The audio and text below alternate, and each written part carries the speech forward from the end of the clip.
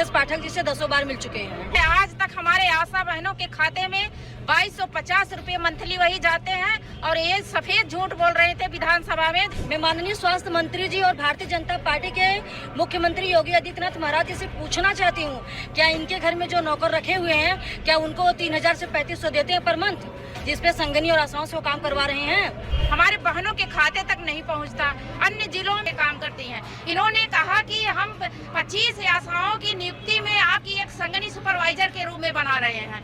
हम लोग एक सुपरवाइजर के रूप में काम करते हैं, भ्रमण करते हैं। हम लोग ने अपने लिए स्कूटी एक मांगा, वो भी नहीं दिया गया। बहुत धन्यवाद कि आपने स्वास्थ्य विभाग की रीढ़ की हड्डी और स्वास्थ्य उपचार की पहली सीढ़ी आशाओं के हक पर मुझे सवाल लगाने का मौका दिया। ये वही आशाएं जो 1.5 लाख से ज्यादा हमारे प्रदेश के गांवों में सेवा देने का काम कर रही हैं। इनका 1.5 लाख से ज्यादा इनके परिवार हैं जो इस प्रदेश में रह रहे हैं। ये वही आशाएं हैं और आदरणीय मंत्री जी ने अपने जवाब में कहा है कि उन्हें मानदेय 3500 रुपया मिला। ये वही आशाएं हैं जिन्होंने चाइल्ड मृत्यु दर कम करने में विशेष योगदान दिया है, लेकिन उन्हें सिर्फ 3500 रुपया मिल रहा है। ये वही आशाएं हैं जिन्होंने परिवार नियोजन को सफल बनाने में विशेष योगदान दिया है और उन्हें सिर्फ 3500 रुपया मिल रहा है। ये वो नहीं, भूमिका तो बताएंगे वो तो। ये वही आशाएं हैं जिन्होंने टीकाकरण को सफल बनाने में विशेष योगदान दिया है और उन्हें सिर्फ 3500 रुपया मिल रहा है। ये वही आशाएं हैं जिन्होंने ई कवच अभियान को सफल बनाने में इस प्रदेश में विशेष योगदान दिया है, उन्हें सिर्फ 3500 रुपए मिल रहा है। ये वही आशाएं हैं जिन्होंने आभा आईडी को सफल बनाने में विशेष योगदान दिया है और मंत्री जी सिर्फ 3500 रुपए दे रहे हैं। ये वही आशाएं हैं जो हमारे गाँव में पहला कॉन्टैक्ट है जब कोई आदमी बीमार पड़ता है। ये वही आशाएं हैं जिन्होंने आयुष्मान कार्ड को सफल बनाने में विशेष योगदान दिया है और मिल रहे हैं सिर्फ 3500 रुपए। ये वही आशाएं हैं जिन्होंने जननी सुरक्षा योजना को सफल बनाने में विशेष योगदान दिया है और मिल रहे हैं 3500 रुपए। बाल स्वास्थ्य गारंटी योजना को, टीबी मुक्त योजना को सफल बनाने में विशेष योगदान दिया है, मिल रहे हैं 3500 रुपए।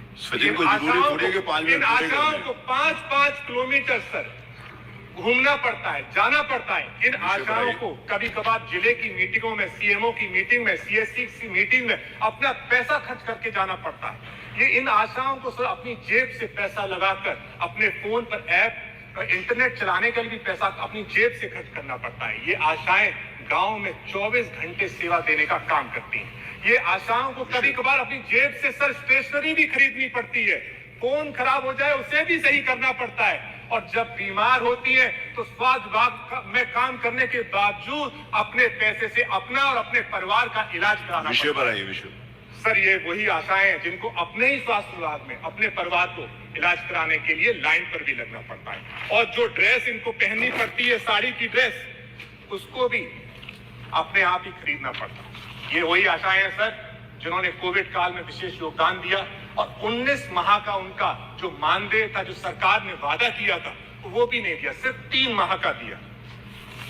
तो मेरा सर, और हम लोग जीरो पॉवर्टी अभियान की भी बात करते हैं सर। हमारे वित्त मंत्री सर, मेरा सर 3 ही मिनट हुआ है, मैं बहुत अपने समय पर खत्म करूंगा सर। जीरो पॉवर्टी अभियान की भी बात करते हैं सर।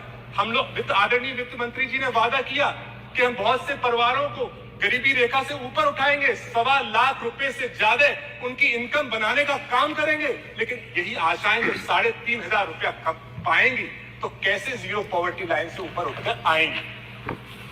तो मेरा सर आपसे और आपके माध्यम से आदरणीय मंत्री जी से अनुपूरक है सर, और आदरणीय मंत्री जी से मैं अनुरोध करूंगा सर कि पुरानी बातों को ना लेके आए, और क्योंकि आशाएं जो इस उत्तर प्रदेश की है, मेरे माध्यम से और आपके माध्यम से उनसे जानना चाह रही हूं, आज इस प्रश्न के उत्तर को सुनने के लिए वो अपने टीवी पर देख रही होंगी।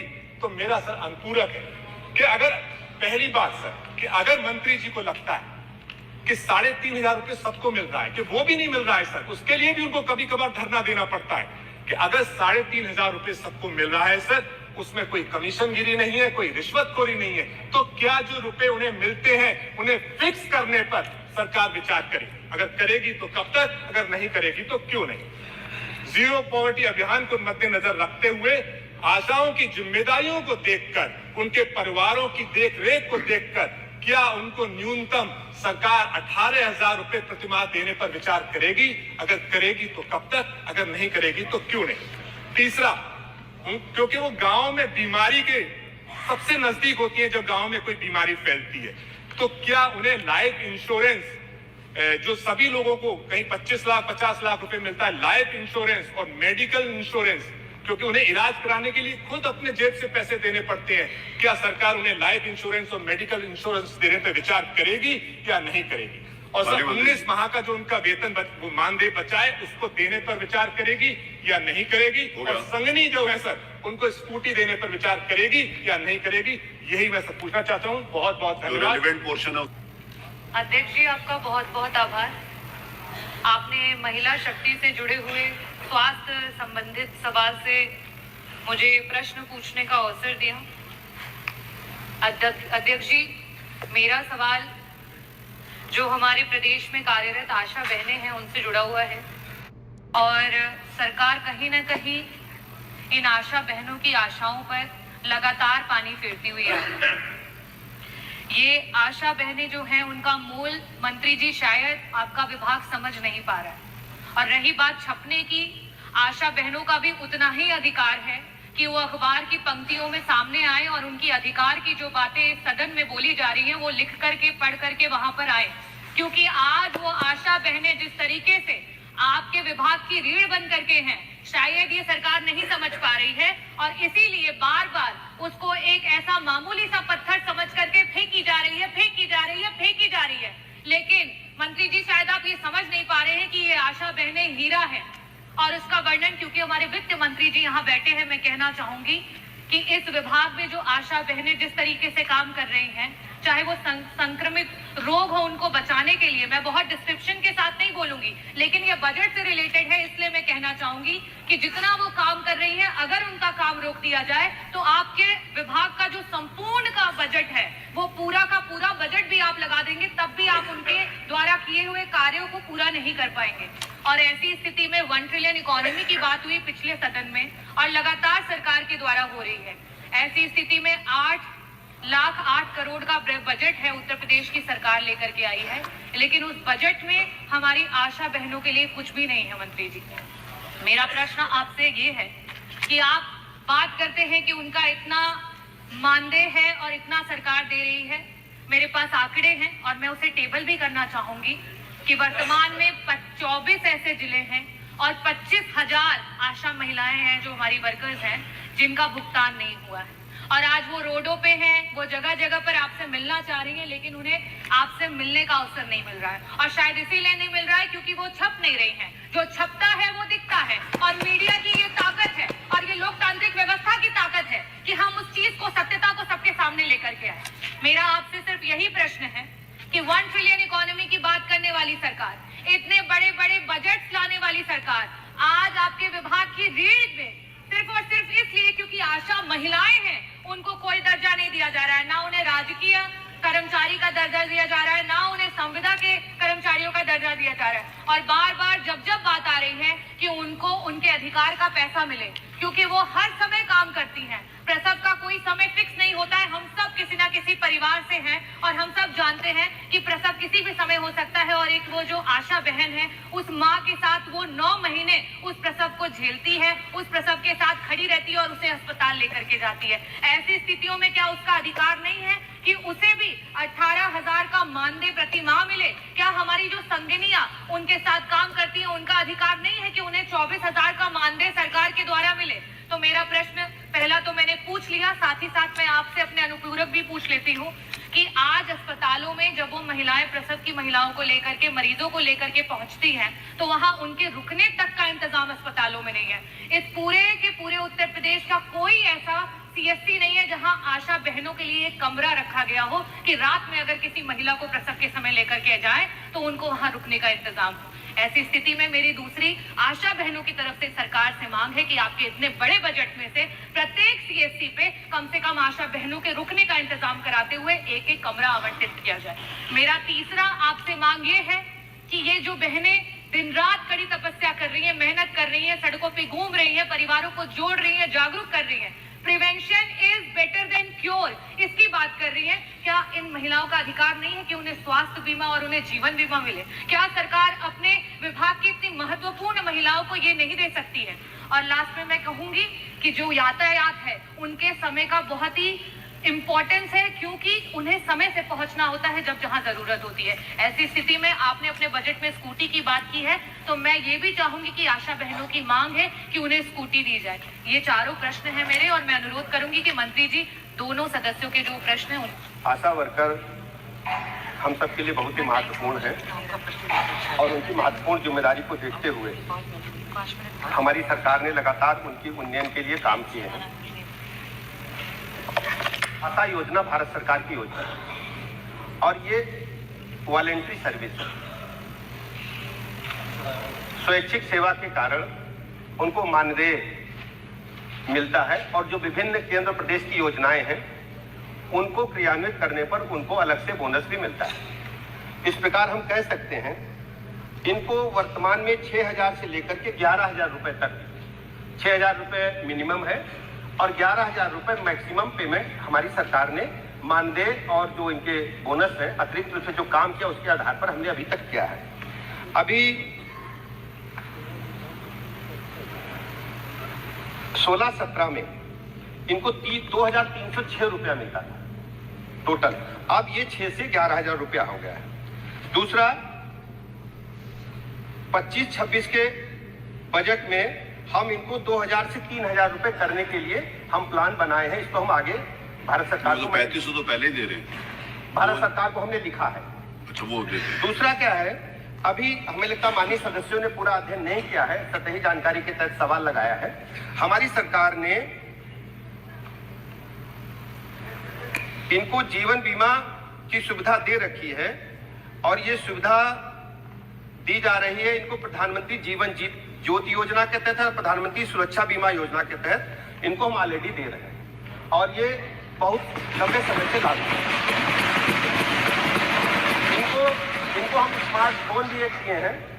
माननीय सदस्य ने चार्ज के बारे में कहा, उसका रिचार्ज के लिए हम 99 रुपए और 250 रुपए उनको प्रतिमाह देते हैं, रिचार्ज के लिए देते हैं, मोबाइल फोन भी किया।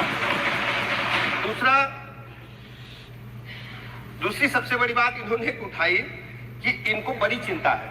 सर, लोकतंत्र में कभी काम करने का अवसर इनको भी मिला है और आज हमें मिल रहा है। हम लोगों ने इनके मानदेय को लगातार बढ़ाने का काम किया है, और 2018 में 1,000 रुपया था, इसको 2,000 रुपया अपनी सरकार ने किया, भारतीय जनता पार्टी की योगी जी की सरकार ने किया है।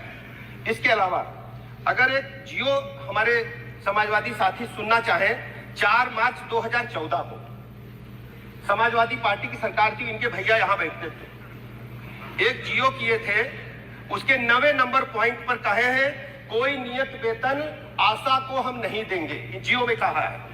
और दूसरा कहा है कोई मानदेय भी नहीं मिलेगा। मेरा ये कहना है, ये कोई ऐसी बात नहीं है, ये हमारी सरकार की प्रतिबद्धता आशा वर्कर के साथ साथ उत्तर प्रदेश के एक कर्मचारियों के हित के लिए। आशा वर्कर हमारे स्वास्थ्य विभाग की रीढ़ की हड्डी, मैं स्वयं उनके संपर्क में रहता हूं। एक और सूचना दे दूं, मुझे अच्छी तरह याद है, इनके भैया यहां बैठते थे, आशा वर्कर ने प्रदर्शन किया था।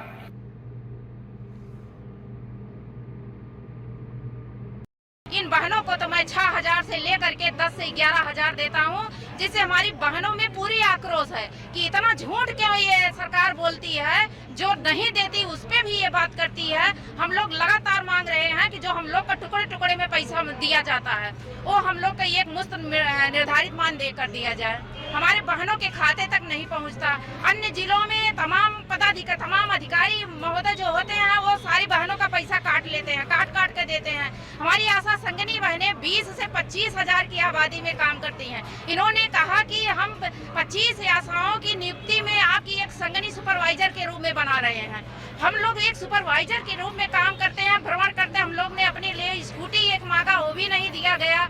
हम लोग कहते हैं कि जो हम लोग को मानदेय मिलती है वो 300 रुपया प्रतिदिन दिहाड़ी का। जब बताइए भैया 300 रुपया एक मजदूर की मजदूरी नहीं है, तो हम आशा संगनी अपनी कैसे अब भूमिका चला रहे हैं, अपनी कैसी जीविका चला रहे हैं 300 रुपये में। हमारा क्षेत्र बहुत बड़ा, हम लोग 10 से 12 किलोमीटर 15 किलोमीटर की आबादी में भ्रमण करते हैं। कहाँ से आई हुई है? हम अम्बेडकर नगर से हैं। अम्बेडकर नगर से। और भी महिलाएं, आपका नाम क्या हुआ? मेरा नाम संध्या सिंह है, मैं प्रदेश महामंत्री आल आशा एवं आशा संगठन कार्यकर्ता सेवा समिति की हूँ। मैम, रागिनी सोनकर ने आपका मुद्दा उठाया, लेकिन उधरी भाजपा के जो बड़े नेता हैं वो कहीं ना कहीं सब मैनेज करने की वाली बात कर रहे हैं। आप लोग नाराज होकर के लखनऊ फिर से आ गई।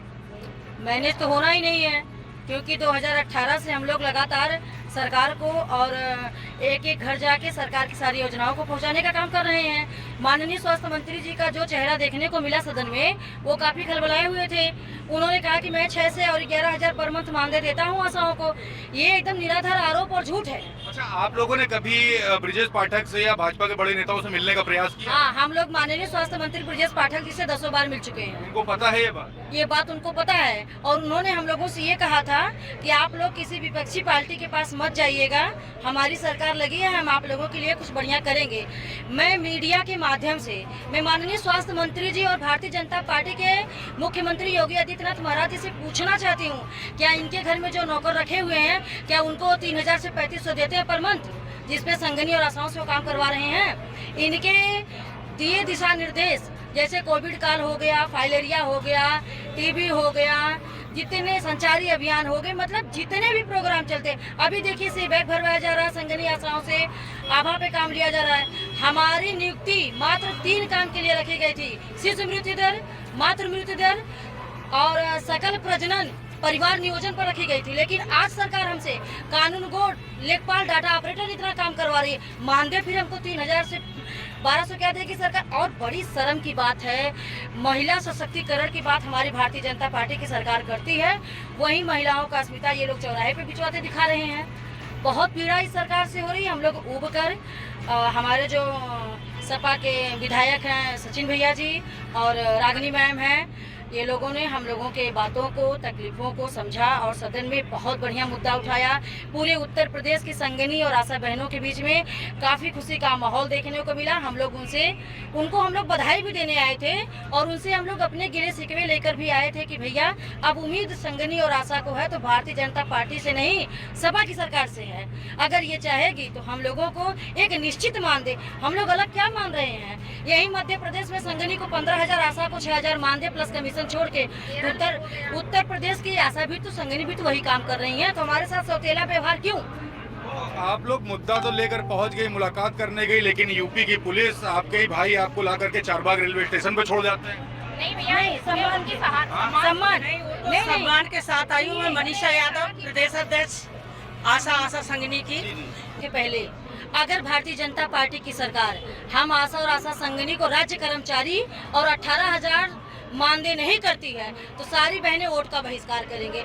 इसके लिए माननीय मुख्यमंत्री जी हमको रोक नहीं सकते हैं। बहिष्कार करेंगे, पूरे उत्तर प्रदेश में बहिष्कार करेंगे भारतीय जनता पार्टी के लिए। अगर हमारी बातों को नहीं माना गया तो, हमारी मांगों को नहीं पूरा किया गया। और भैया जो पूछ रहे हैं आप पुलिस वाले हम लोग को सम्मान सहित महिलाएं कहाँ भटकेंगी, कहाँ जाएंगी? ये है कि आप लोग तो हमेशा आवाज बुलंद करती रही हैं, धरने पर बैठी, आई भी लखनऊ, लेकिन मुद्दा सरकार से जो चाहती उस तरीके से उठ नहीं रहा। सर, मैं रेणु राय कुशीनगर जिले से।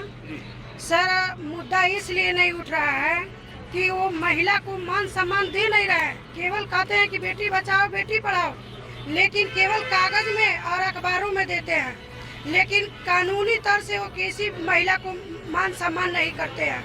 ये बताइए कि एक दिन में लेबर 75 रुपये का लेबर कहाँ मिलेगा? 150 रुपये का लेबर कहाँ मिलता है? हम लोग महिला अपना घर परिवार छोड़ करके 150 रुपये के लिए 9 बजे से लेकर 4 बजे तक हम लोग टीकाकरण करते हैं, और उसमें कितना मिलता है? 150 रुपया।